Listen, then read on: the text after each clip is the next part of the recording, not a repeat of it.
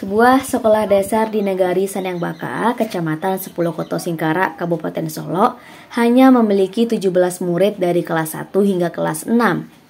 SDN 34 Sanyangbaka yang terletak di jorong paling ujung di Jorong Ayangnya itu, pada PPDB tahun ini hanya ada 5 orang murid baru yang mendaftar, yang seluruhnya adalah warga jorong sekitar. Kelas 1 berjumlah 5 siswa, kelas 2 2 siswa, kelas 3 3 siswa, kelas 4 2 siswa, kelas 5 2 siswa, dan kelas 6 hanya 3 siswa.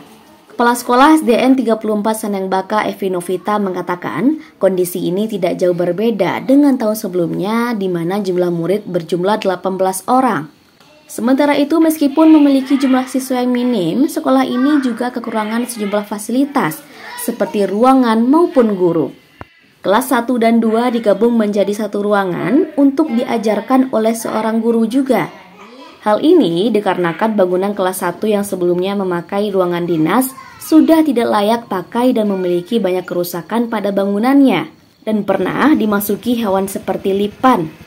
Memang sekolah ini lokasinya cukup jauh dari pusat nagari dan dikelilingi hutan serta kebun warga. Oleh karena itu, semenjak tahun kemarin kelas 1 dan 2 setiap harinya belajar di dalam satu ruangan dan diajarkan oleh seorang guru. Digabung dalam satu kelas, pembeda kelas 1 dan 2 tidak diberi batasan apapun. Meja dan kursi hanya dijarakan lebih jauh sebagai pembatas kelas 1 dan 2. Adapun guru yang mengajar dua kelas ini sekaligus adalah Dewi Kurnia. Mengajar sekaligus dua kelas dalam satu ruangan tentu bukanlah hal yang mudah.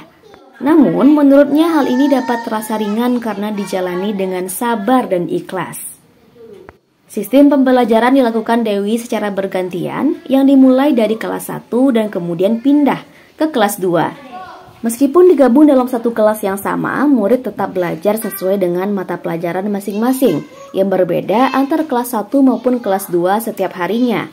Oleh karena itu, ia berharap ke depannya ruangan kelas 1 yang sempat rusak dapat diperbaiki dan ada penambahan guru sehingga kedua kelas tersebut kembali bisa belajar dengan normal seperti biasanya.